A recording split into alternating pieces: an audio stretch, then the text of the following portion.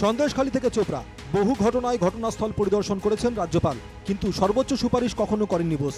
কিন্তু মুর্শিদাবাদ ঘুরে এসে কেন্দ্রীয় স্বরাষ্ট্র মন্ত্রকে দেওয়া রিপোর্টে মুর্শিদাবাদে হিংসার ঘটনায় বিস্ফোরক রিপোর্ট রাজ্যপালের। খবর রাজভবন সূত্রে। কেন্দ্রকে দেওয়া এই চিঠিতে মূলত 3টি বিষয়ে বিবেচনার কথা বলেছেন রাজ্যপাল। বোস লিখেছেন, এখনও মুর্শিদাবাদে হিংসা বিধ্বস্ত এলাকায় ভয়ের বাতাবরণ, পূর্ব পরিকল্পিত হামলা, কিন্তু রাজ্য প্রশাসন ব্যর্থ। মানুষের মধ্যে আত্মবিশ্বাস ফেরাতে কেন্দ্র ব্যবস্থা নিক, সংবিধানের বিধান অনুযায়ী বিবেচনা করুক কেন্দ্র। অর্থাৎ রাজ্যকে চাপে রাখতেই কি সুপারিশের এই নয়া কৌশল রাজ্যপালের? বোসের রিপোর্ট অনুযায়ী বর্তমান পরিস্থিতিতে রাষ্ট্রপতি শাসনের প্রয়োজন নেই, কিন্তু রাজ্য প্রশাসন ফের ব্যর্থ হলে আইন শৃঙ্খলা দায়িত্ব কেন্দ্রীয় সরকারের হাতে তুলে দেওয়ার জন্য কেন্দ্র 356 জারি করতে পারে। অর্থাৎ কেন্দ্রের কোর্টেই বল ঠেলে রাজ্য প্রশাসনকে বার্তা বোসের। এ নিয়ে তৃণমূলের রাজ্য সাধারণ সম্পাদক কুণাল ঘোষের দাবি, সরাসরি সুপারিশের ক্ষমতা নেই, তাই দিল্লির রাজনৈতিক প্রভুদের কথায় যদি তবে কিন্তু দিয়ে রিপোর্ট দিয়েছেন রাজ্যপাল।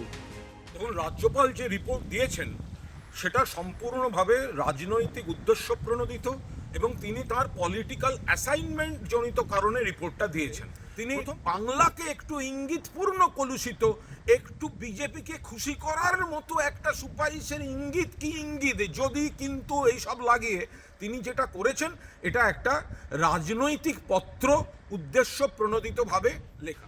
পাশাপাশি অনুসন্ধান কমিশনের আইন 1952 অনুসারে একটি অনুসন্ধান কমিশন নিয়োগ করার কথাও বিবেচনা করা যেতে পারে বলে মনে করছেন রাজ্যপাল।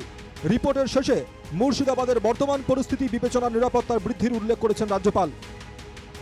মুর্শিদাবাদ ও মালদায় বিএসএফ সিআরপিএফ মোতায়েন, প্রয়োজনে নজরদারি আরও বাড়াতে হবে। এ নিয়ে কুণাল ঘোষের পাল্টা প্রতিক্রিয়া, বহিরাগত ও বাংলাদেশি অনুপ্রবেশকারীরা যদি হামলার নেপথ্যে হয় তাহলে তারা ঢুকলো কি করে? প্রথম কথা, তিনি জানেন পরিস্থিতি নিয়ন্ত্রণে, অর্থাৎ রাজ্যপাল এটাও জানেন যে ওই সীমান্তবর্তী এলাকায় যদি ওপাশ থেকে এপাশে হামলাকারীরা ঢুকে উস্কানি দেয় বা অনুপ্রবেশকারী ঢোকে, এই দায়িত্ব বিএসএফ এর, যেটা দেখেন অমিত শাহ। রাজ্যপাল তার রিপোর্টে টেনেছেন ধর্মীয় সমীকরণও। শাহকে দেয়া রিপোর্টে বোসের দাবি, ঘটনার নেপথ্যে রাজনৈতিকভাবে ধর্মীয় মেরুকরণের চেষ্টা। এই একই কথা 24 ঘন্টা আগে শোনা যায় বিরোধী দলনেতা শুভেন্দু অধিকারীর গলাতেও। তিনিও আগামী বিধানসভা নির্বাচনে রাষ্ট্রপতি শাসনে ভোটের দাবি তোলেন। হিন্দুদের যদি ভোটদান সুনিশ্চিত করতে হয়, ইলেকশন কমিশন অফ ইন্ডিয়া রাষ্ট্রপতি শাসনে ভোট চায়। রাজ্যপালের কথা বলেছেন, আমি রাজভবনের প্রতিনিধি নই, রাজ্যপালের মুখপত্র নই। দীর্ঘদিন পরে রাজ্যপাল যে একটু নড়ে বসেছেন এর জন্য আমরা কৃতজ্ঞ, কিন্তু আমরা মনে করি এখানে সাংবিধানিক পরিকাঠামো সম্পূর্ণ ভেঙে পড়েছে। একই সঙ্গে কোন নির্বাচিত সরকারকে 356 ধারা জারি করে ফেলে দেওয়ার পক্ষে বিজেপি নয়, আমরা নীতিগতভাবে এর বিরোধী। আমরা এর রাজ্যে কোনো আইনের শাসন আছে? এটা কোন রাজ্য? এটা পুরো আইন শৃঙ্খলা নেই, total anarchy, total absence of law and order. কিন্তু সেদিনকে যখন ঘটনা ঘটছে উনিও তো খবর পাচ্ছেন, 4 ঘন্টা ধরে পুলিশ যাচ্ছে না। তিনি কি একবারও মুখ্যমন্ত্রীকে ফোন করেছিলেন, স্বরাষ্ট্রমন্ত্রীকে ফোন করেছিলেন, মুখ্য সচিবকে ফোন করেছিলেন, রাজ্যের ডিজিকে ফোন করেছিলেন? আর কেন্দ্রীয় সরকার কি করবে যারা কাশ্মীরে নিজেদের পর্যটকদের রক্ষা করতে পারে না? কোনো নিরাপত্তা রক্ষীর টিকি পাওয়া গেল না ওখানে 2 ঘন্টা ধরে।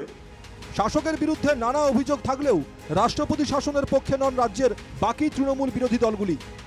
রাজ্যপালের রিপোর্ট যেটা একান্তভাবে কনফিডেন্সিয়াল রিপোর্ট হওয়ার কথা, সেটা তিনি মনে করলেন মিডিয়াকে দিয়ে হাওয়া গরম করি প্রমাণ করে দিলেন যেটা রাজনৈতিক উদ্দেশ্য প্রণোদিত।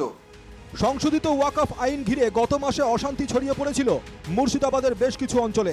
পরে হাইকোর্টের নির্দেশে সেখানে কেন্দ্রীয় বাহিনীও মোতায়েন করা হয়।